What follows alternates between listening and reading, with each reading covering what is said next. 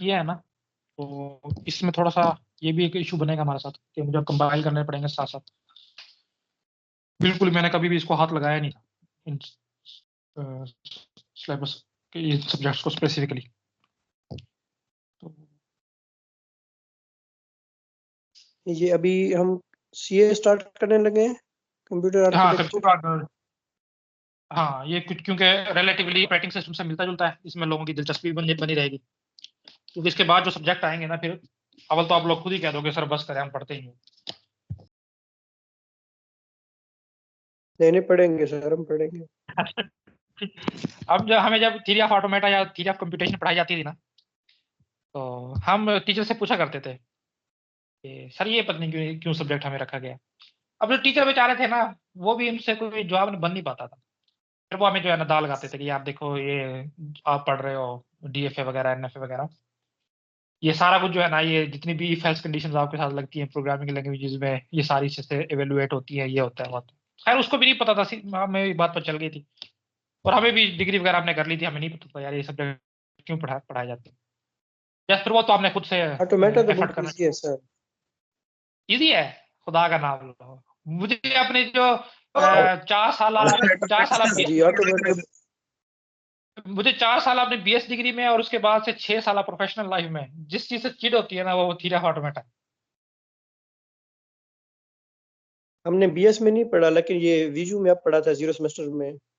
आप लोगों ने फिर वो पढ़ा नहीं है वीओ में, जो हमने पढ़ा है मुझे भी पढ़ाया यहाँ गया पे है वो इन्होंने यार वो। देखो ये मुझे ये नहीं, मुझे आती नहीं है मुझे इन्होंने एमएस थीरा में अब पढ़ाया है जीरो सेमेस्टर में। हाँ थीरा सर ऑटोमेटा मुझे बहुत वी में ज्यादा। मैंने भी पढ़ा है, मैंने ऑटोमेटिक पढ़ा है, थ्योरी कंप्यूटेशन पढ़ी है। ये जैसे पढ़ा है तो पता है।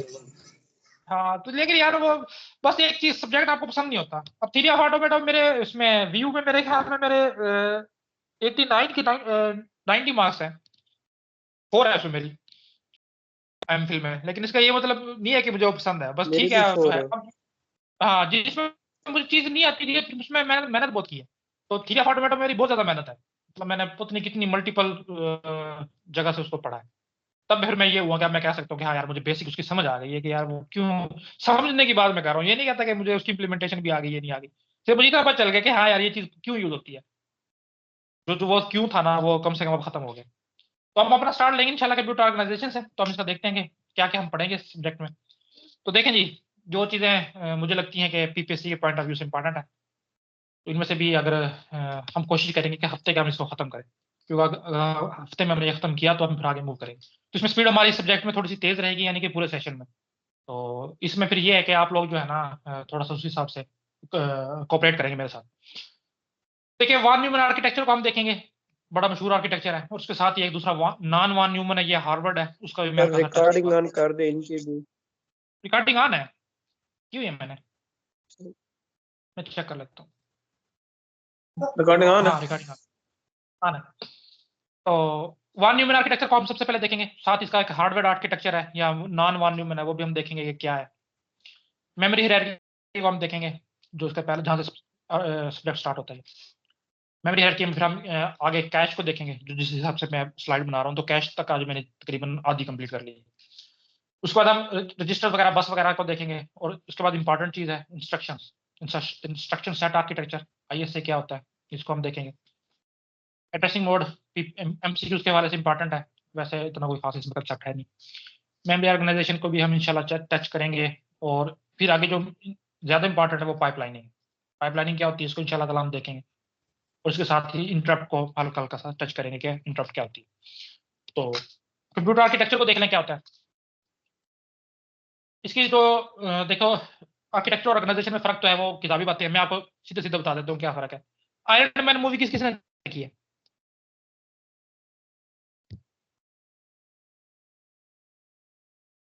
किसने नहीं देखी?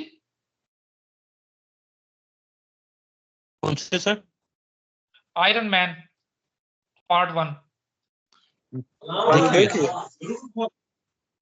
नहीं मार्वल, मार्वल कॉमिक्स कितनी मशहूर मूवी है यार, जहां से इसने असल स्टार्ट लिया है मार्वल ने। मार्वल का पता है मार्वल क्या है? Zee studio music yes sir, studio देखते हुए। मतलब। हाँ तो आयरन मैन जिसने मूवी देखी है उसको समझ आ जाएगा। देखो आयरन मैन को ना वो लोग किडनैप कर लेते हैं, इराक में, ये इलाका होता है कि ईरान का होता है। तो उसको एक उन्होंने कैब में कर लेते हैं। हाँ कैब में उसको कैद किया होता है, तो वो वहां से उसको जाहिर है उसको निकलना होता है, तो वो निकलने का तरीका देखता है। वो आपने देखा होगा कि पहले वो जो है ना एक स्ट्रक्चर बनाता है कि यार मैं कैसा आयरन सूट बनाऊंगा, उसमें ये चीजें होंगी, सारा कुछ बनाता है वो, इस तरह बाजू होंगे, इस तरह कंपोनेंट होंगे, सारा कुछ जो उससे बन सकता है वो बनाता है, और उसके बाद फिर उसको एक्चुअल में इंप्लीमेंट करता है। और वो खुद सारे टुकड़े बनाता है, पहले वो सारा कॉपी पेंसिल पे लगा होता है या दीवार पे लगा होता है, उसके बाद वो एक्चुअल बना के खुद को पहनता है और बाहर आके सबको मार के जो है ना वहां से उठ के भाग जाता है। जो आयरन मैन ने पहले खाका बनाया होता है कि मेरा सिस्टम जो है वो ऐसे वर्क करेगा, ऐसे इसमें चीजें होंगी, ये चीजें होंगी, इसको हम बोलते हैं आर्किटेक्चर। यहाँ पे जब फाइनलाइज हो जाएगा तो चीज कैसी दिखेगी, उसको आर्किटेक्चर बोलते हैं। और जब वो चीज आप बना रहे होते हो उनके दरमियान जब आपने कोऑर्डिनेशन करवानी होती है कि ये चीजें कैसे ऑर्गेनाइज होकर आपस में एक दूसरे के साथ मिलकर चलेंगी, तो उस चीज को बोलते हैं ऑर्गेनाइजेशन। तो आप देख लो, आर्किटेक्ट हमें समझ आ गया कि किसी भी कंप्यूटर को बनाने से पहले डिजाइन किया जाता है। हम देखते हैं कि क्या क्या चीजें होंगी इस कंप्यूटर के अंदर, उसका बिहेवियर क्या हो गया, क्या वो फंक्शन काम करेगा, उसके अंदर हार्डवेयर कौन सा लगेगा, और इंस्ट्रक्शन सेट उसका कौन सा होगा, थोड़ा सा मोर स्पेसिफिकली आए। तो ये सारे का सारा आर्किटेक्चर में आ जाता है। और ऑर्गेनाइजेशन में होता है कि जब सारी चीजें लग गई हैं उनके दरमियान रिलेशनशिप कैसा बनेगा, कैसे वापस में काम कर रही होंगी। तो जो ये सब्जेक्ट जो है ना इकट्ठा पढ़ाया जाता है उसको बोलते भी COA के नाम से है, कंप्यूटर ऑर्गेनाइजेशन एंड आर्किटेक्चर। तो ऑर्गेनाइजेशन हम इसमें पहले आता है, तो ऑर्गेनाइजेशन भी इसमें हम देखेंगे और आर्किटेक्चर भी देखेंगे। तो ये इसकी थोड़ी सी डेफिनेशन थी। तो हम अब अपना पहला ओपन करते हैं वॉन न्यूमन से।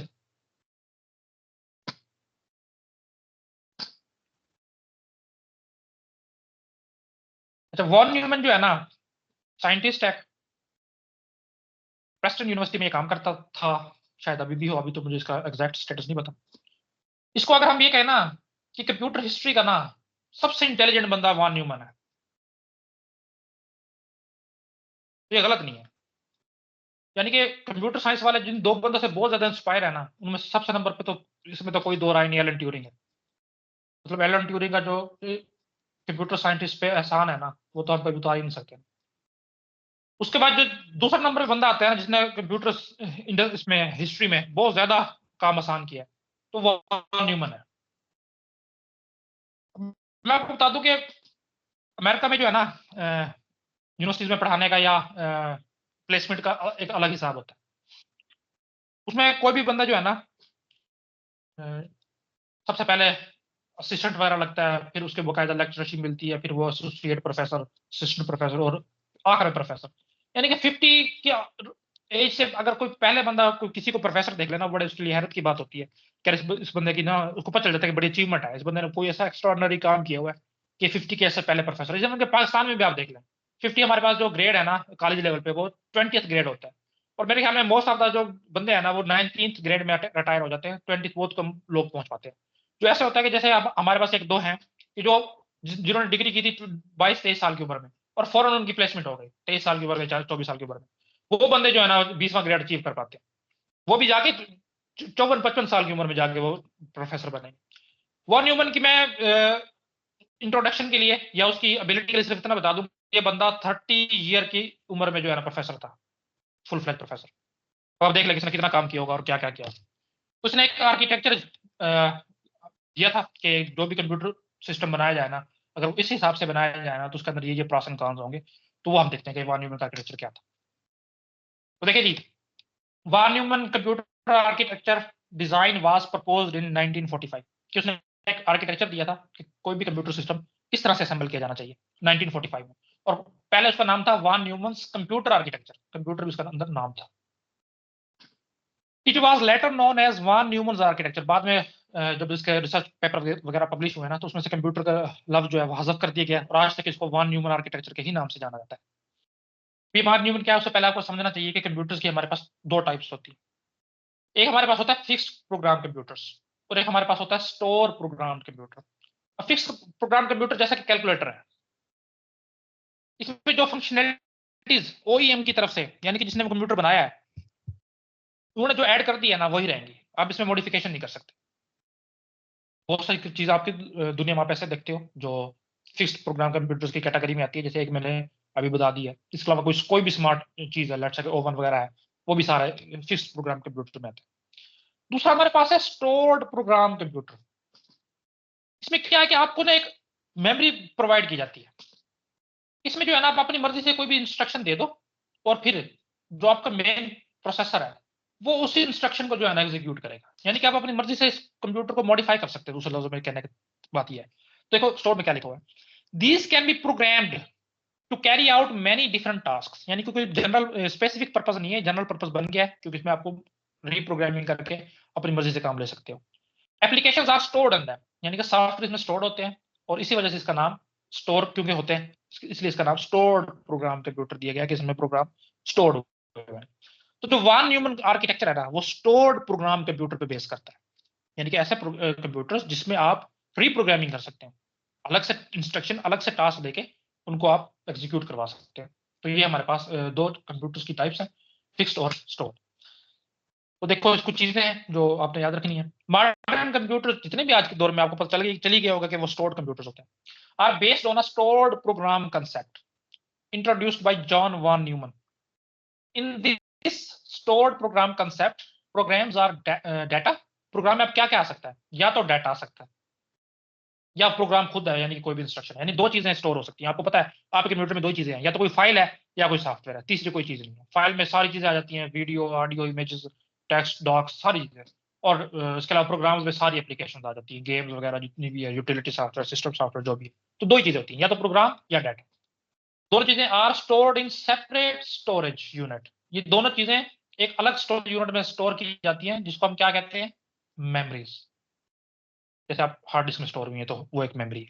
ये वन ह्यूमन के मुताबिक बात हो रही है। And are treated the same. ये बात आपने हमेशा याद रखनी है, जब भी आप वन ह्यूमन आर्किटेक्चर को डिफाइन करोगे ना तो सिर्फ और सिर्फ आपने उसमें ये दरमियान वाला जो मैंने अभी पढ़ाया है ना पॉइंट, ये बताते हो आप उसमें कि वन ह्यूमन आर्किटेक्चर के मुताबिक प्रोग्राम और डाटा को जो है ना आप सेम यूनिट के तौर पे ट्रीट करते हैं। जैसे अब आपने डिस्टिंग्विश कर दिया है ना कि डाटा अलग है और प्रोग्राम अलग है। प्रोग्राम क्या होता है कि सेट ऑफ इंस्ट्रक्शंस है, कोई एग्जीक्यूट हो रही है। हाँ, किसी एक पॉइंट पे कोई इंस्ट्रक्शन कोई डाटा मांग सकती है तो डाटा एक अलग चीज है, वो उस डाटा पे उसको रिक्वायर होगा, तो इकट्ठी चीजें नहीं है। जबकि वन ह्यूमन ने कहा था कि डाटा और प्रोग्राम सेम चीज है, उसको एक आप अलग मेमोरी यूनिट पे रख दो दोनों को इकट्ठा, और वहीं से उसको एक्सेस करके जो है ना एग्जीक्यूट करते रहो। सिर्फ और सिर्फ ये चीज है जो आपने वन ह्यूमन आर्किटेक्चर में बतानी होती है कि वो डाटा को और प्रोग्राम को as a single entity consider करता है। This novel idea meant that, इस आइडिया क्या मतलब है, that a computer built with the this architecture, कि अगर कोई कंप्यूटर इस आर्किटेक्चर के मुताबिक बिल्ट किया गया है would be much easier to reprogram, उसको रीप्रोग्राम करना बहुत आसान हो। क्यों आसान होगा, क्योंकि हमें पता है कि डाटा और हमारा अलग अलग पड़ा है और हम उसको कह रहे हैं कि इकट्ठा ही है। तो कोई भी इंस्ट्रक्शन जैसे आप आज के दौर में करते हो, कोई भी सॉफ्टवेयर नया आप बना के इस मेमोरी पोर्शन में डाल देते हो और पुराने वाले को डिलीट कर देते हो, तो बिल्कुल यही काम तो हो रहा है। हाँ, अगर आपके पास कोई ऐसा तरीका है ही नहीं, मेमोरी यूनिट है ही नहीं कि जिसमें से आप डाटा वगैरह को इंसर्ट कर सको या डिलीट कर सको, तो आप कैसे रिप्रोग्राम करोगे। ये चीजें हैं, वो बता रहा है कि अगर आप इन दोनों चीजों को अलग यूनिट में रखते हैं, उसका नाम को मेमोरी दे देते हो, तो उसको रीप्रोग्राम करने से मतलब आता है कि नई चीज उसमें ऐड करना बहुत ज्यादा आसान हो जाता है। तो ये कुछ है हमारे पास वन ह्यूमन आर्किटेक्चर। तो ये उसका आपको हर जगह पे तकरीबन सेम मिलता जुलता इस प्रकार पिक्चर मिलती है। तो इसमें देख लो ये क्या, इससे क्या मुराद होती है। देखो वो कहता है कि कोई भी कंप्यूटर है ना सिर्फ और सिर्फ तीन चीजों से मिलकर बनता है, एक प्रोसेसर से यानी कि सीपीयू से, दूसरा मेमोरी से, और तीसरा input output devices. One human architecture के मुताबिक किसी भी कंप्यूटर में से ये तीन चीजें होती है। अब वो मेमोरी में कहता है कि प्रोग्राम और डाटा इकट्ठा पड़ा है, तो ये प्रोग्राम और डाटा इकट्ठा पड़ा है। होता क्या है, अब प्रोसेसर को आगे वो मजीद बताएगा जब उसने रिसर्च पब्लिश किया था रिसर्च पेपर कि इसके दो तीन पार्ट्स होते हैं, ALU और CU। ये उसी दौर से चलते आ रहे हैं, ये सबसे पहले वॉन न्यूमन ने ही इसका आइडिया दिया था। वो कहता है कि यार कोई भी चीज है ना आपने मेमोरी से फेच करनी, या तो इंस्ट्रक्शन है वो डाटा, वो सबसे पहले कंट्रोल यूनिट के पास आएगा। कंट्रोल यूनिट उसको एनालाइज करके देखेगा उससे क्या काम लेना। तो उसने दूसरा प्रोसेसर किस्सा बताया था, अरिथमेटिक एंड लॉजिक यूनिट, आगे हम देखेंगे इसको। तो वो उसको देगा, वो उसको करके प्रोसेस करके दोबारा से कंट्रोल यूनिट को प्रोवाइड करेगा, और कंट्रोल यूनिट अगेन उसको मेमोरी में सेव करेगा। वन ह्यूमन आर्किटेक्चर के मुताबिक ये एक ऐसा स्ट्रक्चर था जिसके तहत कंप्यूटर काम करते थे, और ये बिल्कुल ठीक भी है, इसमें कोई मतलब आज भी है ना किसी न किसी तरीके से हम वन ह्यूमन आर्किटेक्चर की मॉडिफाइड फॉर्म यूज कर रहे हैं। बस हमने ये कर दिया कि मेमोरी को अब हमने ये नहीं कहा कि प्रोग्राम और डाटा सेम सेम नहीं, डाटा को हम रखते हैं सेकेंडरी स्टोरेज में और प्रोग्राम को हम रखते हैं मेन मेमोरी में। ये चीज हमने कर दी है। तो उस वक्त ये जो मेमोरी है ना, इसको एज अ हार्ड डिस्क लिया जाता था।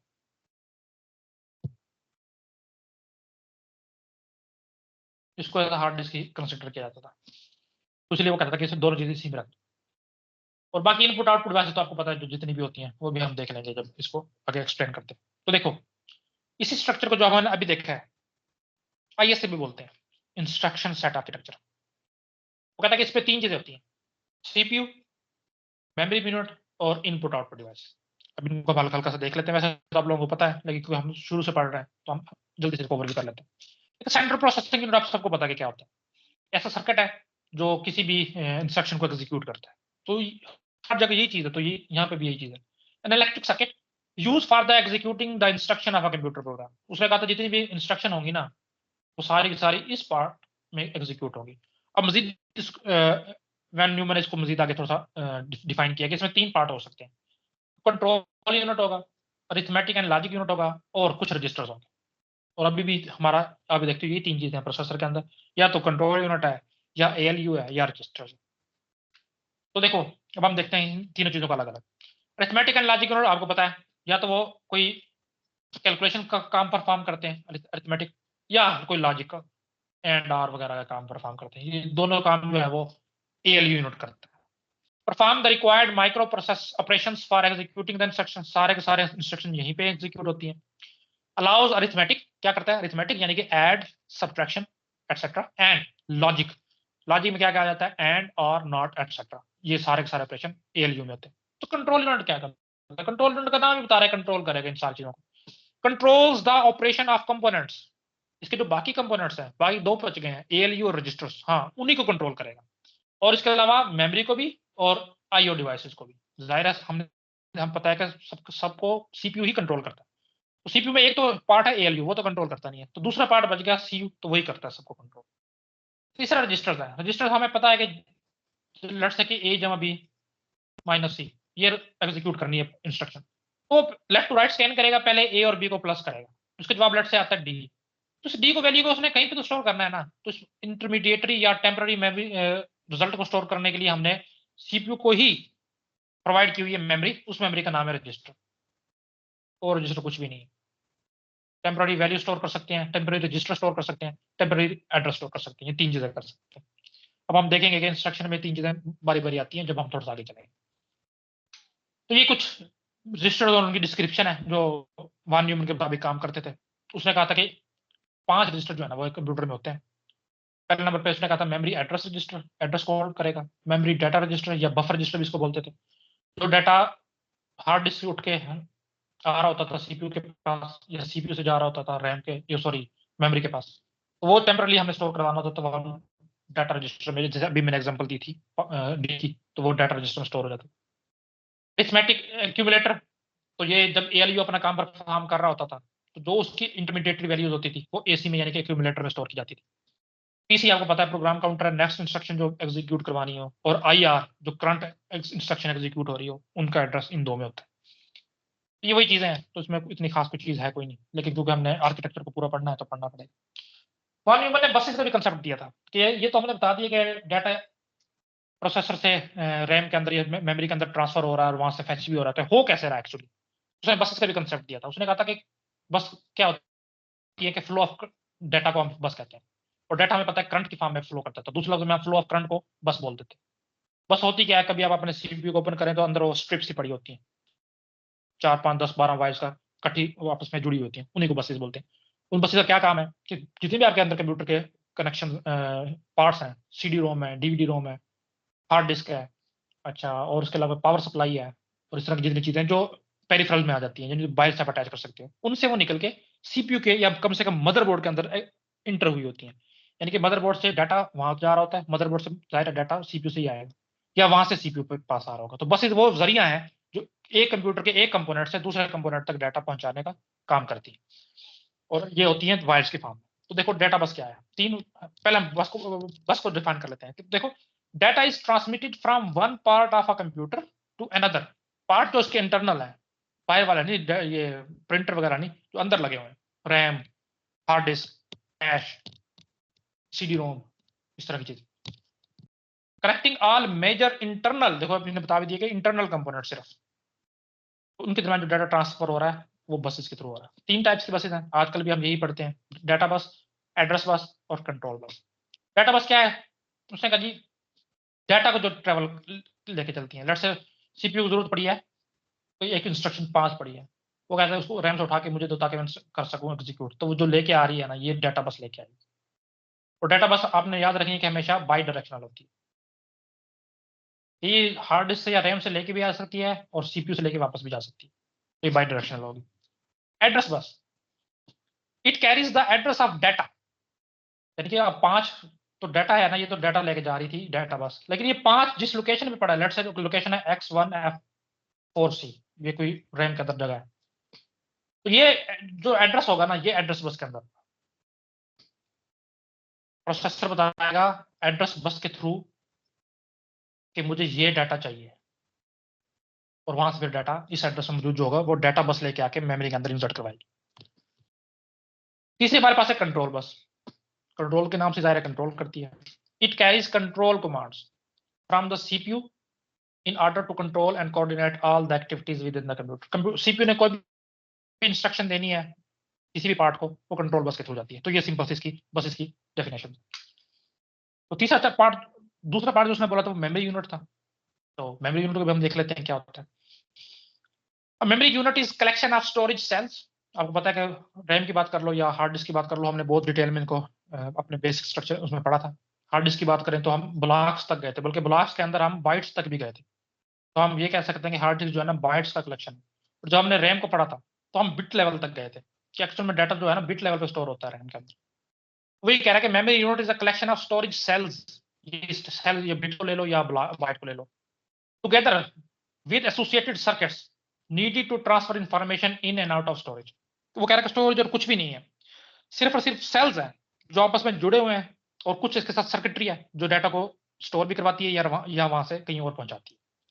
और ये हम देखते हैं कि मेमोरी यही है। The memory stores binary information, ये आपने याद रखनी है कि जितना भी डाटा स्टोर होता है वो बिट की फॉर्म में होता है, in group of bits called words. और जो वर्ड्स का मैंने बता दिया था कि ज्यादातर कंप्यूटर्स में जो है ना, जो मेमोरी का एड्रेसेबल यूनिट होता है वो वर्ड्स होता है, यानी कि कम से कम एक वर्ड होगा तब उसका एड्रेस जो है वो कंप्यूटर जनरेट भी कर सकता है और वहां तक डाटा एक्सेस भी कर सकता है। और एक वर्ड जो है ना ज्यादातर हमारे पास 2 बाइट का होता है, यानी 2 बाइट अगर किसी चीज ने जगह घेरी हुई है ना, तब उसकी एक अपनी शनाख्त होगी, अपना एड्रेस होगा और सीपीयू उसको डायरेक्ट एक्सेस कर पाएगा। किसी ने अगर 1 बाइट घेरी हुई है ना, उस मतलब उसने 2 ही घेरी हुई है, जगह उसको 2 ही मिली हुई है। तो 1 बाइट को अकेले के लिए मैं कहना चाह रहा था कि कोई यूनिट नहीं है मेमोरी में, इससे बड़ी होगा, छोटा नहीं है, कम से कम 2 बाइट का वर्ड होता है। हाँ, हम स्टडी पर्पज के लिए वर्ड 1 बाइट के लेके चलते हैं, आगे भी आपको इसी कोर्स के दौरान मैं वर्ड 1 बाइट के लेके चलूंगा। देखें, the internal structure of a memory unit is specified by the number of words. अब हमें कैसे पता चलता है कि मेमोरी का साइज कितना है? नंबर ऑफ वर्ड्स है, जितने नंबर ऑफ वर्ड्स स्टोर हो सकते हैं उतना इसका साइज है। और इस तरह हम स्ट्रक्चर जब डिफाइन करेंगे, जब भी हम वर्ड्स को ही लेके चलेंगे आगे, मैं इसके बाद जो हम कैश करने लागू उसमें ये सारी चीजें मैंने इंप्लीमेंट की हुई हैं। It contains the number of bits in each word, और ये हमें बताया गया होगा कि हर वर्ड में नंबर ऑफ बिट्स कितनी है। अगर 16 बाइट का है तो 2 बाइट का है तो 16 बिट एक वर्ड के अंदर होगी, और अगर 1 बाइट का वर्ड है तो 8 बिट होगी। ये तो हम इजीली निकाल लेंगे, कैसे निकालेंगे वो सारा कुछ हम देखेंगे। 2 major types of memories are used in computer system, एक रैम है रैंडम एक्सेस मेमोरी और दूसरी रोम है रीड ओनली मेमोरी। ये आप लोगों को सबको पता है कि रैंडम एक्सेस क्या है और रीड ओनली क्या है। तीसरे नंबर क्वेश्चन जो बताया था वो इनपुट आउटपुट डिवाइसेस थे। आपको पता है कि कुछ ना कुछ पेरिफेरल डिवाइसेस अटैच होते हैं। इनपुट इसलिए होते हैं कि आप कंप्यूटर को इंस्ट्रक्शन दे सको, और आउटपुट इसलिए होते हैं कि रिजल्ट जनरेट हुआ है वो आप तक पहुंच सके। तो ये इनपुट आउटपुट डिवाइसेस है। अच्छा, ये था वॉन न्यूमन आर्किटेक्चर। अब इसके बाद जो है ना, जो फर्स्ट आर्किटेक्चर इसके बाद आया था उसको हम हार्वर्ड आर्किटेक्चर बोलते हैं। अच्छा, वॉन न्यूमन आर्किटेक्चर का दूसरा नाम पैटरसन के नाम से है, या पैटरसन इस रस्सी के नाम से है आर्किटेक्चर है। क्यों? क्योंकि जो वॉन न्यूमन था ना, वो इसी यूनिवर्सिटी में, जो पैटर्स यूनिवर्सिटी है उसका प्रोफेसर था। उसके बाद जो नया आर्किटेक्चर आया था वो हार्वर्ड यूनिवर्सिटी वालों ने पेश किया था, इसलिए जो नया आर्किटेक्चर था उसका नाम हार्वर्ड आर्किटेक्चर रखा गया था। इसका मैं एग्जैक्ट नाम जो है ऐड कर दूंगा देख के।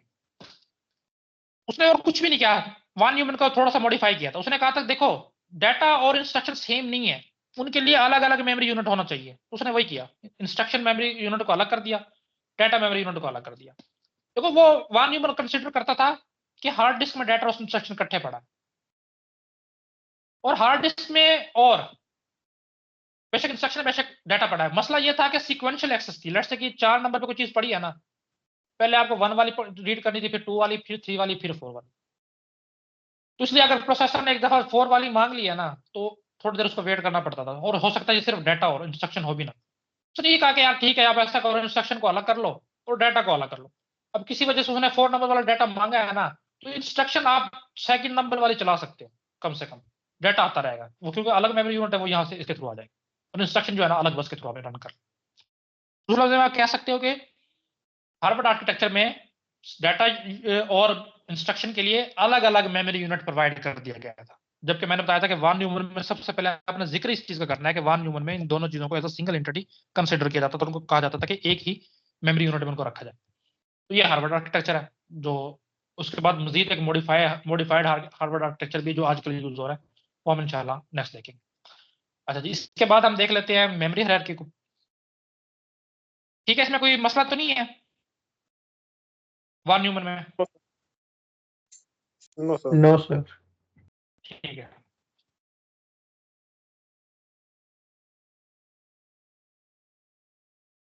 एक मिनट ये ओपन हो जाए।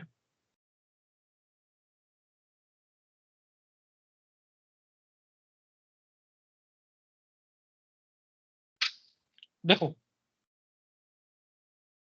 मेमोरी हायरार्की से क्या मुराद है?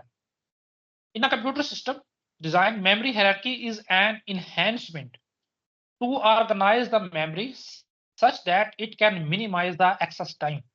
क्या कि मेमोरी को कुछ ऐसे अरेंज करो कि जो इसके तक एक्सेस टाइम है ना वो मिनिमाइज हो सके, कम से कम हो सके। मेमोरी हायरार्की का ये मकसद है कि मेमोरी को इस तरह से अपने कंप्यूटर के अंदर डिजाइन करना है कि उसका एक्सेस टाइम कम से कम हो। तो मेमोरी हायरार्की वाज डेवलप्ड कैसे? Based on a program behaviour. Program का एक बिहेवियर है, कौन सा? Locality of reference. जितनी भी मेमोरी हायरार्की है उसकी बेस सिर्फ और सिर्फ ये प्रिंसिपल है, लोकेलिटी ऑफ रेफरेंस। इसी के बेस पे आपने पूरे के पूरे मेमोरी पैरामीटर को जनरेट किया है। कैसे, हम देखते हैं। पहले आप मेमोरी हायरार्की का पैरामीटर देखो। देखो सबसे जो फास्टेस्ट आपके पास मेमोरी है ना वो रजिस्टर्स है। अच्छा, इस पहले पैरामीटर को समझ लो। इस पैरामीटर के नीचे से ऊपर आप मूव करते जाओगे ना, तो आपके पास कॉस्ट इंक्रीज होती जाएगी, कॉस्ट पर बिट, यानी कि एक बिट की कॉस्ट इंक्रीज होती जाएगी, और एक्सेस टाइम जो है ना आपके पास कम होता जाएगा।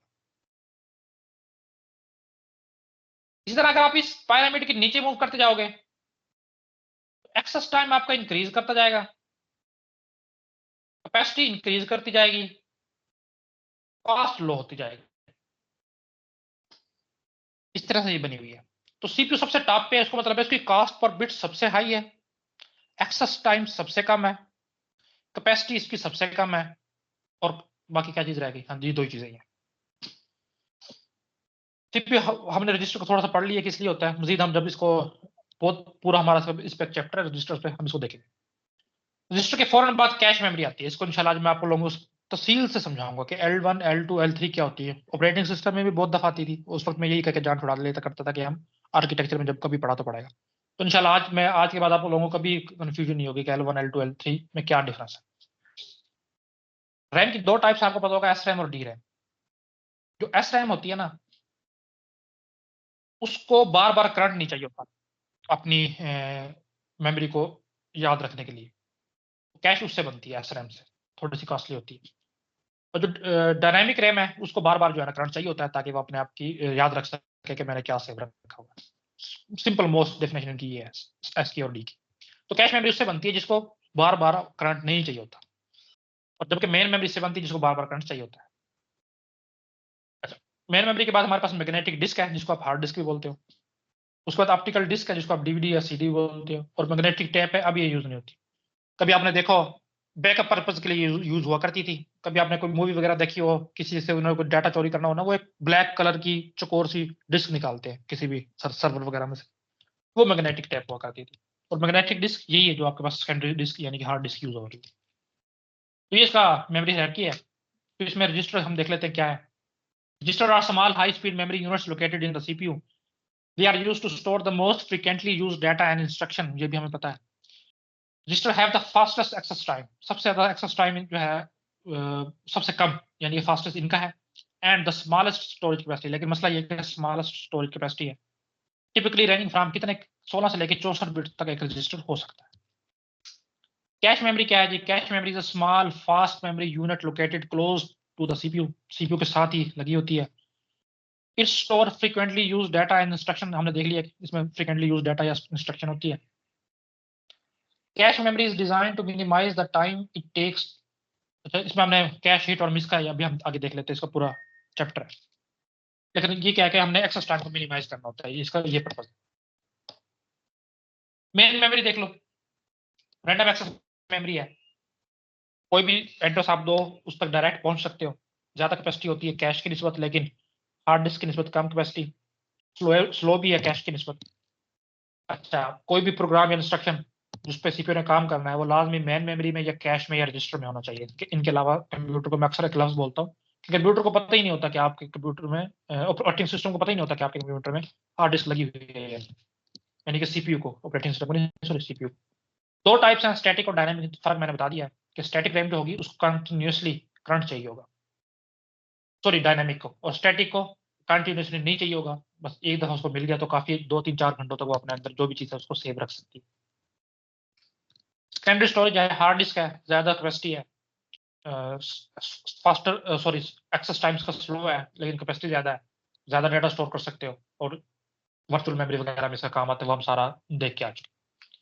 मैग्नेटिक डिस्क है जिसको आप हार्ड डिस्क की बोल लेते हो, उसी का एक एक्सटेंशन है सेकेंडरी स्टोरेज की.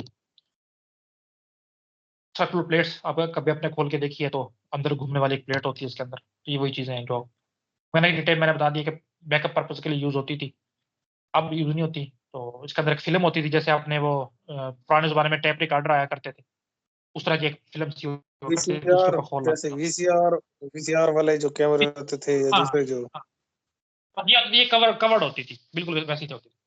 तो ये क्योंकि आती ही नहीं है चीजें मैग्नेटिक टैप वगैरह, तो इसलिए मैं इसको इतना दे भी नहीं रहा. तो जो मेन चीज जो आज हमने स्टार्ट करनी है पहली, कह लो कि कंप्यूटर आर्किटेक्चर में, वो हमारे पास कैशिंग है, जो पहला मेन चैप्टर है. ये तो थी अभी तक सारी मतलब गप्पे हैं जो कह लो कि बैकग्राउंड नॉलेज. कैश मेमोरी से हमारी अक्सर असर जो है ना, कह लो कि स्टार्ट होती है कंप्यूटर आर्किटेक्चर. सबसे पहले हम कैश इम्प्लीमेंटेशन देखेंगे, क्योंकि अब आप इसकी आपस में ऑर्गेनाइजेशन और एक कैश से बनाई जाती है. अब कैश का आर्किटेक्चर देखेंगे, कैश हमने कैसे बनाएंगे, लोड हो जाते हैं, हम देखते हैं. तो ये आज से हमारा पहला टॉपिक आप कह लो, पहले तो समझ लो कि प्री रिक्विजिट ही था कि ये चीजें आपको पता होनी चाहिए. कैश से हमारा असल टॉपिक शुरू होता है. देखो कैश मेमोरी क्या है, इसको कंसेप्ट समझते हैं पहले क्या है, फिर हम इसके पॉइंट्स को देखेंगे. स्क्रीन शो हो रही है? अभी तो नहीं हो, अब हो गई.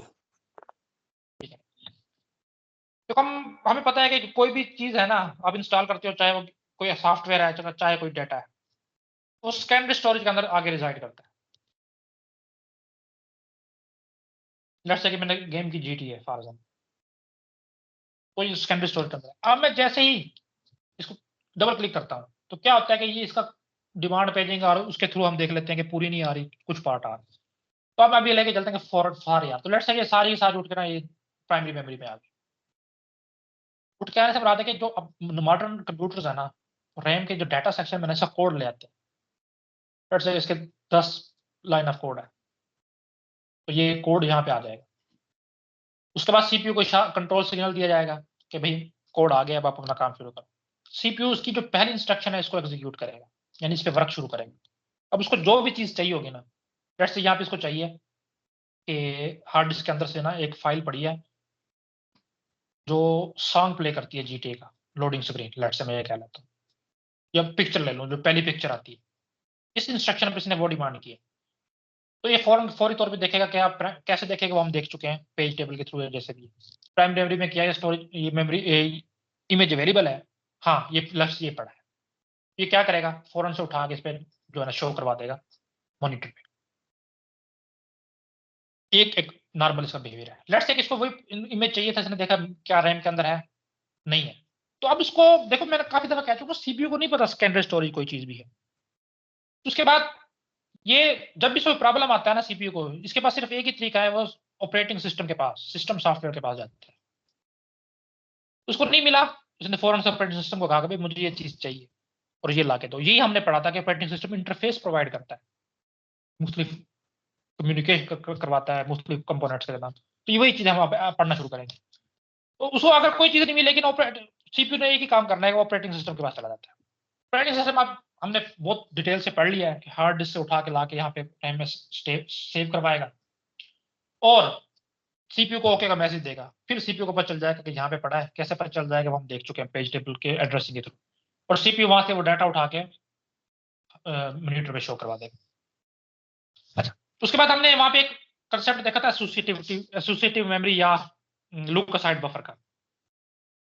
वो क्या कहता था कि यार इसमें बड़ा टाइम लगता है, डाटा लेके आओ, यहाँ पे रखो, वो करो, फिर देखो ये। तो हमने कहा था यार इसका इलाज ये था कि एक फास्टर मेमोरी लो और उसमें को स्टोर करवा लो। अब लेट्स से कि मैंने कहा कि यार ये इमेज डिस्प्ले हुआ है ना, लोकेलिटी ऑफ रेफरेंस की बात मैं कर रहा हूँ। लोकेलिटी ऑफ रेफरेंस का पता है आप लोगों को क्या है?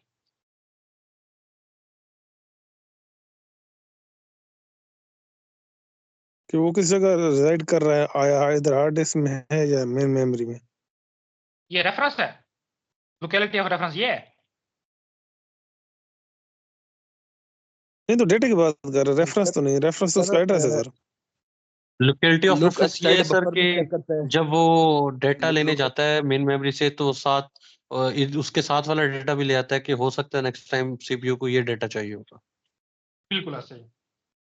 देखो cash totally locality of reference पे काम करती है। लोकेलिटी ऑफ रेफरेंस कहती है कि जब एक इंस्ट्रक्शन आपने, देखो हम इसकी सारा प्रॉब्लम हम पढ़ चुके हैं कि सेकेंडरी मेमोरी में आना, फिर प्राइमरी मेमोरी में आना, कम से कम 2 मेमोरी एक्सेस लगते थे।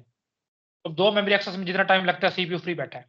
तो हमारा अल्टीमेट गोल एसोसिएटिविटी मेमोरी या ट्रांसलेशन लुक असाइड बफर को लगाने का भी यही था कि हम मेमोरी एक्सेस को कम करें। और सेम वही काम कैश मेमोरी करती है कि हमने मेमोरी एक्सेस टाइम को कम करना होता है। तो ये करता है कि आप देखो अब ये इंस्ट्रक्शन चल रही है ना, ये डेटा रिक्वायर्ड है, बहुत ज्यादा चांसेस है कि नेक्स्ट डेटा इससे आगे वाला रिक्वायर होगा। होता भी ऐसा ही है कि आपने कोई चीज सेव करवाई हुई है, लेट्स से कि आपने एक मूवी या पिक्चर स्टोर करवाई हुई है किसी इवेंट की। तो अब आप देख रहे हो ये पिक्चर्स ढूंढ रहे हो कि यार मेरे वाली कौन सी है। तो आपने एक ओपन की, तो उसके बाद आप स्क्रॉल करके दूसरी निकालते हो, तो देखो बिल्कुल साथ इसकी स्टोर पड़ी है, वो स्टोर होगी। फिर तीसरी इसकी बिल्कुल स्टोर पड़ी होगी। बेशक ये फिजिकली साथ ना हो, लिंक लिस्ट के थ्रू आप शो करवा रहा हो, लेकिन कहने का मतलब ये है कि लिंक्ड है एक दूसरे के साथ। तो बहुत ज्यादा चांसेस है कि नेक्स्ट वाला अगला रिक्वायर होगा। तो ये इंस्ट्रक्शन ये डेटा तो लाएगा ही लाएगा, नेक्स्ट वाला भी उठा लाएगा।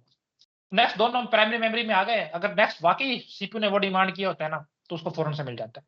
तो ये हमने सारा नॉर्मल बिहेवियर देखा था। तो हमने कहा था नहीं यार इसके बावजूद टाइम तो लग रहा है ना, तो हमने कहा था फास्टर मेमोरी यानी कि कैश मुतारिफ करवाई थी, और कैश में हम इसको रख लेते थे। कैसे रख लेते थे वो भी हम देखते।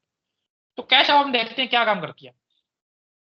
कैश का यही काम था कि जो एक, जैसे मैंने एग्जांपल दी थी कि एक बंदा है यार, वो रोज 11 बजे आके ना माइक्रोसॉफ्ट टीम को ऑन करता है। वो मेरे कंप्यूटर भी इतना इंटेलिजेंट है, उस चीज को डिटेक्ट कर लेगा। जैसे ही मैं 10:50 पे 60 मिनट पे या 59 मिनट पे कंप्यूटर ऑन करूंगा ना, तो कंप्यूटर को ऑन करने का जरूरी कोड तो मेमोरी में लोड करेगा ही करेगा। साथ में वो क्या करेगा, माइक्रोसॉफ्ट टीम को भी लोड कर देगा, ताकि मैं जैसे ही डबल क्लिक करूं तो फौरन से जो है ना वो खुल के मेरे सामने आ जाए, उसको लोड ना करना पड़े।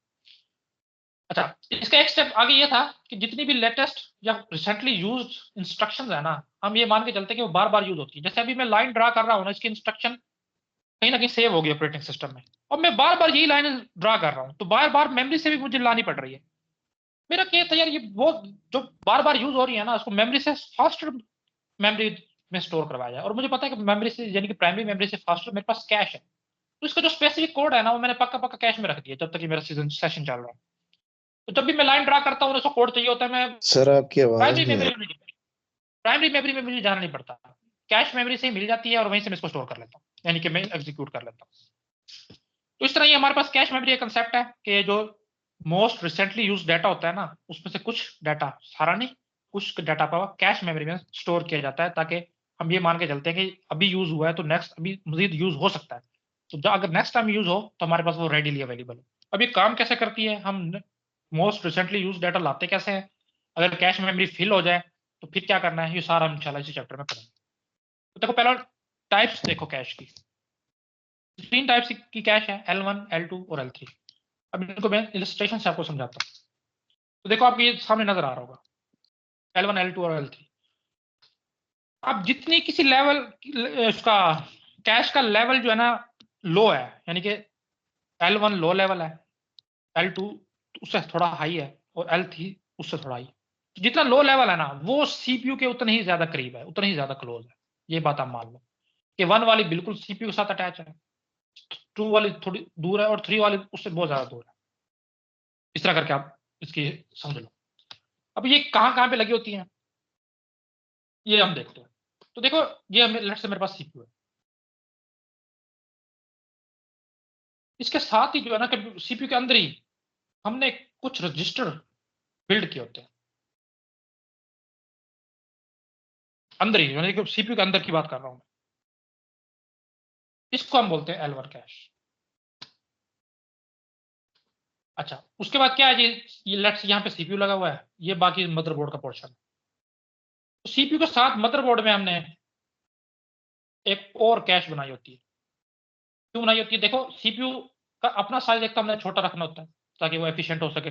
आपको पता है कि जितना साइज सीपीयू का नैनोमीटर में कम होता जाता है वो कंप्यूटर इतने सीपीयू उतना ही एफिशिएंट होता जाता है। तो हमारे पास एक कॉन्स्ट्रेंट था कि हम एक लिमिट से ज्यादा रजिस्टर या एक लिमिट से ज्यादा L1 कैश है ना वो बिल्ड नहीं कर सकते थे। तो फिर हमें कुछ बड़ी L1 की उसकी जरूरत पेश आई कैश की, तो हमने वो सीपीयू के बिल्कुल साथ ही बना दी। तो चले सीपीयू से अलग हो लेकिन बिल्कुल साथ ही, और सीपीयू के साथ अटैच थी, इसको L2 कह दिया। ये जब तक कोर का कंसेप्ट नहीं आया था ना, सिंगल कोर डुअल कोर, तब तक सिर्फ ये दो ही कैश चलती थी, L1 और L2। अब क्या था, अगर कुछ थोड़ा बहुत डाटा चाहिए तो वो L1 कैश में स्टोर करवा लेता था और बहुत फास्ट की फॉर्म मिल जाता था। हाँ, कुछ बड़ा डाटा है जो L1 में नहीं आ सकता, फिर उसके पास L2 का ऑप्शन था, वो L2 में स्टोर करवा लेता। जैसे हमने कंप्यूटर्स के प्रोसेसर ने तरक्की की, कोर का कंसेप्ट आ गया, single core processor, dual core processor. तो अब लेट्स से कि मेरे पास डुअल कोर प्रोसेसर आ गया, उसमें से अब L1 लगी हुई है, लेट्स से हर इसकी भी L1 लगी हुई है, इसकी भी L1 लगी हुई है। इस तरह अलग से L2 भी इसकी भी साथ है, इसकी भी साथ है। तो लेकिन कुछ डाटा ऐसा होता था इन दोनों कोर्स को आपस में शेयर करना होता था और बहुत फास्टली करना होता था, हमें रैम तक नहीं जा सकता था। तो इन दोनों को हमने एक शेयर करने के लिए एक नई रैम कैश की बना दी हमने, L3। तो अब याद रखिएगा L1 कैश हमेशा सीपीयू के अंदर बिल्ड होगी। L2 मॉडर्न कंप्यूटर में कंप्यूटर के अंदर भी बिल्ड हो सकती है, लेकिन मोस्ट प्रोबेबली आपको मदरबोर्ड के अंदर बिल्ड हुई मिलेगी। कैपेसिटी L1 की सबसे थोड़ी है, L2 की सबसे ज्यादा है। और L3 जितने भी कोर्स है ना उन सब के दरमियान एक ही लगी होगी और शेयर होगी।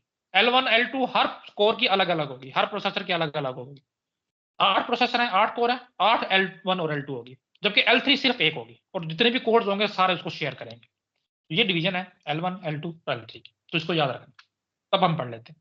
L1 cache or primary cache is extremely fast but relatively small and is usually embedded in the processor chip as CPU cache।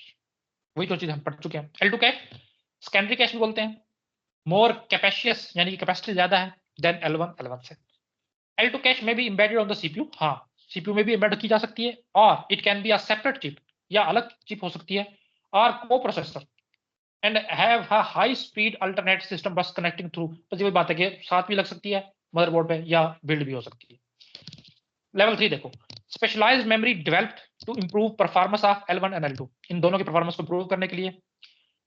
अच्छा, विद मल्टी कोर प्रोसेसर, दूसरा पॉइंट देखो, वो कहता है कि मल्टी कोर प्रोसेसर में each core has dedicated L1 and L2, हर core की L1 और L2 डिफरेंट होगी, but they can share an L3 cache, और L3 कैश ऐसी होगी जो सबके साथ शेयर हो रही होगी। If an L3 cache reference instruction, ये चीज। अब अच्छा देखो कैश परफॉर्मेंस क्या है। कैश परफॉर्मेंस में हम पहले पढ़ चुके हैं ये दो चीजें एसोसिएटिव मेमोरी के दौरान, कैश हिट और कैश मिस। क्या कोई डाटा मांगा गया है और वो आपने कैश चेक की है और कैश के अंदर वो मौजूद है उसकी इंस्ट्रक्शन या उसका डाटा, तो हम इसको कहते हैं कैश हिट है। और जो इंस्ट्रक्शन या डाटा मांगा गया था आपने कैश में जाकर सर्च किया, कैश में आपको उसको नहीं मिला, तो हम बोलते हैं कैश मिस। अच्छा, अब कैश मैपिंग है हमारे पास जो इंशाल्लाह हम कल से स्टार्ट करेंगे। अब कैश मैपिंग से मुराद क्या है? कैश मैपिंग से मुराद ये है कि देखो मैं भी बोल रहा था कैश के अंदर डाटा है या नहीं। अब कैश के अंदर कौन सा डाटा लाना है और कैसे लाना है और कैसे हम डिसाइड करेंगे कि यार हो सकता है कि डाटा नेक्स्ट मांगा जाए, तो ये सारे कैश मैपिंग के अंदर आ जाता है। 3 यानी कि रैम से डाटा आपने उठा के लाना है, हार्ड डिस्क से आएगा रैम में। अब रैम में वो डाटा पड़ा होता है जिसमें एक्चुअली काम हो रहा होता है, और उनमें से हम ये मान के चल रहे हैं कि कुछ डाटा ऐसा है जो बार बार यूज हो रहा है, उन्हीं को हमने लेके आना है कैश के अंदर। तो अब रैम से कैश के अंदर डाटा लाने के 3 तरीके हैं हमारे पास। एक तो है डायरेक्ट मैपिंग, एक है हमारे पास एसोसिएटिव मैपिंग और तीसरी है हमारे पास सेट एसोसिएटिव मैपिंग। इसको भी हम देखेंगे क्या होता है। इससे पहले आप थोड़ा सा समझ लो कि लाइंस क्या होती हैं और ब्लॉक्स क्या होते हैं। देखो जब तक हम पढ़ रहे थे पेजिंग, हमने कहा था कि देखो हमने प्रोसेस को डिवाइड कर दिया पेजेस में। देखिए ये आपको प्रोसेस P1 नजर आ रहा है, इसका 1 पेज है, ये 2 है, ये 3 है, ये 4 है और ये nth पेज है। इस तरह प्रोसेस P2 का ये A पेज है, ये B पेज है, ये C पेज है, ये D पेज है और ये Z पेज है। लेट्स तो इनमें से हर एक पोर्शन को जो हमने डिवाइड किया था पेज बोलते थे। और बिल्कुल इसी तरह हमने रैम के हर एक पोर्शन को डिवाइड किया तो उसको हम बोलते थे फ्रेम। और एक चीज जो हमने पेजिंग में पढ़ी थी वो ये थी कि frame size must be equal to page size. अब कैश मैपिंग के दौरान हम क्या करेंगे, देखो बिल्कुल इसी तरह मेमोरी को, क्योंकि अब हमने लेके मेमोरी से आना है ना, हार्ड डिस्क तो लेके नहीं आना, तो हार्ड डिस्क तो गई। अब मेमोरी यानी कि प्राइमरी मेमोरी को, रैम को बिल्कुल इसी तरह हमने डिवाइड कर लेना है पोर्शंस में, जैसे first, second, third, fourth, fifth, sixth up to and.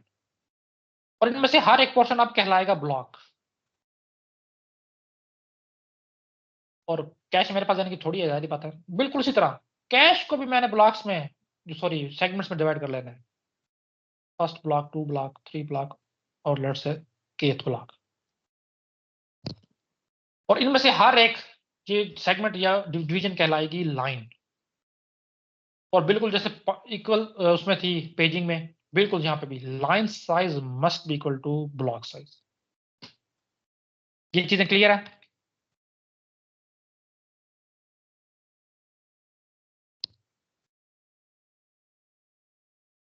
Ji sir clear है। जी ठीक है। अच्छा अब देखो जैसे वर्ड की अभी बात हो रही थी, वर्ड मैंने बोला था कि वो smallest addressable unit of memory है। यानी कि रैम में जो हम डाटा रखेंगे ना वो वर्ड की फॉर्म में रखेंगे। वर्ड को इससे लफ्ज नहीं लेना कि कोई वर्ड है, लफ्ज है, ये एक मेमोरी का यूनिट है ये भी, कि ये क्योंकि वेरी करता है। अब देखिए मुझे पता है कि बाइट जहां पे भी ली जाएगी ना वो हमेशा 8 बिट की ली जाएगी। अच्छा मुझे पता है कि जहां पे भी लेट्स से के भी ली जाएगी वो 1024 की ली जाएगी। तो अगर मैं ये कहूँ कि इस कंप्यूटर की जो स्मॉलेस्ट एड्रेसेबल यूनिट है वो बाइट है, तो सबको पता है कि 8 बिट को होगा, तो उसका हमने नाम दे दिया बाइट। लेकिन वर्ड जो है ना, अब ये कंप्यूटर टू कंप्यूटर वेरी करता है उसके आर्किटेक्चर के हिसाब से, तो हमने उसका फिर कॉमन नाम दे दिया, साइज नहीं बताया। हमने कह दिया कि smallest addressable unit of memory जो है ना उसको मैं वर्ड बोलूंगा, और जो मेरी एग्जांपल है ना उसमें मैं वर्ड 1 बाइट का लेके चलूंगा।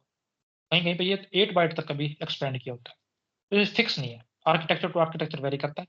तो इसलिए बजाय इसके मैंने बाइट कहने के, एक बाइट का एक यूनिट है, मैंने एक वर्ड कह दिया और फिर खुद मैंने बता दिया कि हाँ मेरे एग्जाम्पल में एक वर्ड 1 बाइट का है। तो ये बात है जो आप लोगों ने ध्यान में रखनी है क्योंकि आगे काम आएगी। अब देखो मैंने ना जो अभी मैंने एग्जांपल दी थी, रैम को जो है ना 16 ब्लॉक्स में डिवाइड कर लिया। अब ब्लॉक्स पता होना चाहिए आपको क्या है, या बल्कि हम इसको उल्टे तरीके से शुरू करते हैं। फिर मैं कह रहा था कि वर्ड जो होता है वो एड्रेसेबल यूनिट होता है कि जिसमें कोई डाटा स्टोर किया जा सकता है। मैंने कहा कि मेरे पास जो है ना यार मेमोरी में टोटल 64 वर्ड्स आ सकते हैं।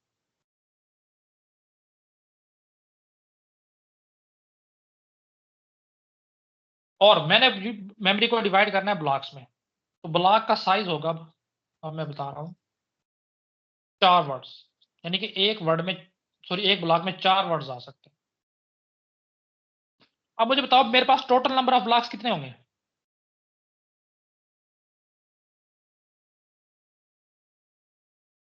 16।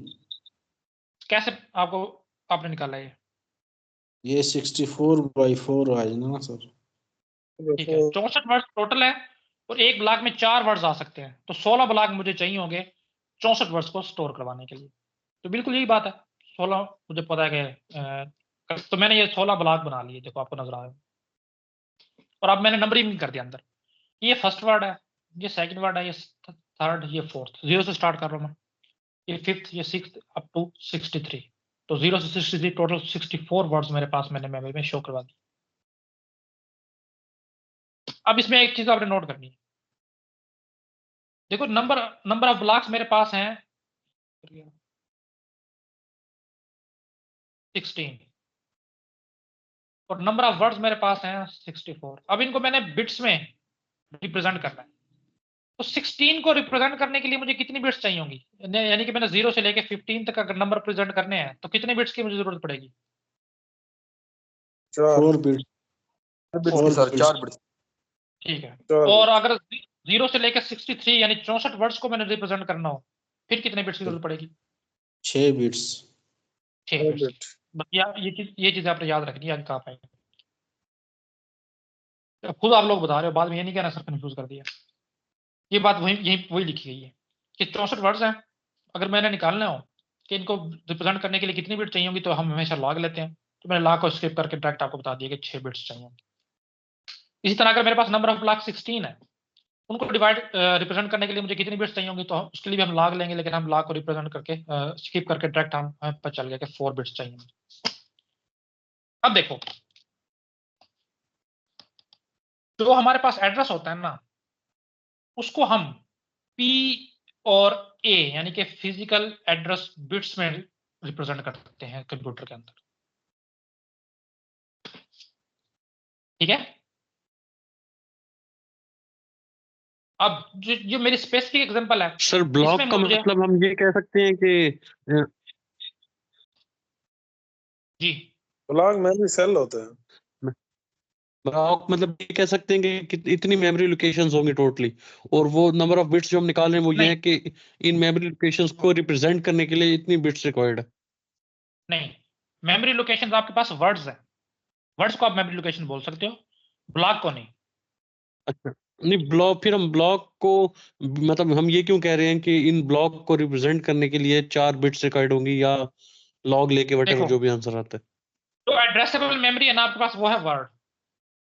हमें हमेशा वर्ड का एड्रेस दिया जाएगा और हमें उसके लिए 6 बिट चाहिए होंगी। अभी हमने ये खुद कंक्लूड की है। अब उस 6 बिट में से हमें मुझे कैसे पता चलेगा कि ये वर्ड कौन से ब्लॉक में मौजूद है? ये मैंने खुद निकालना है और ये हम निकाल के आए हैं, बस मैं थोड़ा कॉम्प्लिकेट करके बता रहा हूँ। देखो, मैंने एग्जांपल ली थी पेजिंग में 13 से में से आपने पहले निकाला था पेज नंबर जो था 3, और फिर आपने निकाला था पेज ऑफसेट जो था 1। तो यही 2 चीजें निकालनी है, लेकिन मैं इसको आप थोड़ा सा कॉम्प्लिकेट करके आप लोगों को समझा रहा था। देखो, उसमें भी आपको सिर्फ इंस्ट्रक्शन की जगह बताई जाती थी कि 13 नंबर इंस्ट्रक्शन है, यानी कि वो एड्रेस था, भाई मुझे वहां से डाटा ला के दो। अब अपने खुद से देखना था कि ये 13 नंबर कौन से पेज में है, और मजीद उसके आगे वर्ड कौन सा है। जहां पे मैं ऑफसेट बोला करता था ना, अब यहाँ पे वर्ड्स हैं, वो एक्चुअली वर्ड्स ही होते हैं। उस वक्त मैं समझा नहीं पाता था आपको, क्योंकि उस वक्त हमने टॉपिक छेड़े नहीं थे। हमेशा एड्रेस एक ही आएगा आपके पास, और वो होगा वर्ड का, क्योंकि वर्ड एड्रेसेबल मेमोरी है। हमेशा जब भी कंप्यूटर एड्रेस जनरेट करेगा, वो वर्ड का करेगा कि मुझे ये वर्ड ला के, तो उस वर्ड में से आपने खुद page number, block number, frame number सारे खुद कैलकुलेट करने होते हैं। तो वो अभी भी हमारे पास वर्ड का एड्रेस ही आएगा, उसमें से मैं ब्लॉक का एड्रेस और फिर वर्ड का ऑफसेट दोनों निकाल लूंगा अलग अलग। सेम पेजिंग वाला कंसेप्ट है, बस अब बिट्स में कन्वर्ट हो गया है। बिल्कुल सही, इसका मतलब है समझ आ गई। इसका मतलब है पहले हमें ब्लॉक साइज पता होना चाहिए, ब्लॉक में जाएंगे और उस ब्लॉक के बिल्कुल, अंदर जाने के बाद वहां से जो भी होगा ऑफसेट वो वर्ड वो निकालेंगे। बिल्कुल ऐसा ही है। सही सही सही सही। वही पेजिंग वाले कंसेप्ट है, बस अब हम उस पर अप्लाई करेंगे कैश पे। तो देखो जी, हम मान के चलते हैं कि 13 ही ले लेते हैं बस। सीपीयू ने कहा है कि मुझे 13 नंबर वाला जो है ना, या अभी तो हम ये मान के चलते हैं क्योंकि कैश का मैं भी नहीं समझा रहा आपको, कि 13 नंबर वाला एड्रेस चाहिए। तो अब देखो, मैं अब खुद से निकालूंगा कि 13 नंबर वाला कौन से ब्लॉक में है। कौन से ब्लॉक में है 13 नंबर वाला? वैसे तो मुझे बताओ। 3rd block में. थर्ड, थर्ड ब्लॉक में। यानी कि फोर्थ है, फोर्थ ब्लॉक है। 4th. हम हाँ. कैसे निकाला करते थे? जो उस पेज का साइज होता था, अब यहाँ पे पेज के साइज के बजाय किसका पेज आएगा, किसका साइज आएगा? ब्लॉक का साइज। तो 13/4 मेरे पास आएगा 3, तो यानी कि 3 नंबर वाले ब्लॉक में, तो 3 नंबर वाले ब्लॉक में ही मौजूद है। ऑफसेट हम कैसे निकालते थे? इसी को मॉडुलस ले लेते थे ब्लॉक साइज से, तो वो मैंने ले लिया, तो मेरे पास आया 1। तो 0 को छोड़ के 1, तो यही तो था चीज वो। लेकिन हम इसको थोड़ा सा घुमा फिरा के यूज करेंगे, तो अभी जो है ना जागना है, तो कब चीजें कॉम्प्लिकेट होना शुरू हो जाएंगी। तो इसमें ये है कि वो बताना ये चाह रहा था कि पीए बिट में जो है ना, आप किसी भी एड्रेस को रिप्रेजेंट करते हैं, फिजिकल एड्रेस बिट। इसमें जो आपकी फर्स्ट, लेट्स से कि मैं कह देता हूँ कि इस स्पेसिफिक एग्जांपल में 4 बिट्स जो होंगे आपकी, वो कैसे निकलेगा हम आगे देखेंगे। वो आपको बताएंगी कि आपका ब्लॉक कौन सा है, और जो लास्ट टू इस स्पेसिफिक एग्जांपल में, बाकी हम इसका जेनेरिक फार्मूला भी देखेंगे, वो आपको बताएंगे कि इसका वर्ड कौन सा है।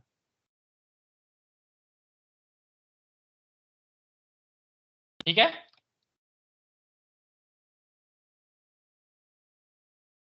समझाइए। फिर से रिपीट कर दें सर। देखो जो, अच्छा मुझे 13 की बाइनरी लिखाओ, 13 की बाइनरी क्या है? 13 की बाइनरी ट्रिपल वन, नहीं सही से लिखवानी है। Triple one 8 4 12 1101 1101 1101 yes sir. पक्की बात है? करके देख ले। जी सही है, 1101 देख लो। सही है सर, तो मैंने सर। किया। 13 नंबर मुझे डाटा चाहिए था, तो 13 नंबर डाटा मैंने बाइनरी में लिख दिया। ये इतने, इसमें तो कोई इशू नहीं है ना, ये कोई और भी लेना चाहो तो लिख दो बेशक। जी। अब इसमें देखो, वो कह रहा है कि स्पेसिफिक एग्जांपल में आपके पास जो फर्स्ट 4 बीट है ये आपको ब्लॉक साइज बताएंगे। फर्स्ट 4 बीट को अलग कर लो और देखो ये क्या नंबर बन रहा है। T3 3, तो ब्लॉक नंबर 3 कहाँ पे है? ठीक है, यहाँ पहुंच गया मैं। उसके बाद वो कह रहा है कि नेक्स्ट जो आपके 2 बीट हैं ये आपका वर्ड बताएंगे या ऑफसेट बताएंगे। तो 0 और 1 से क्या बनता है?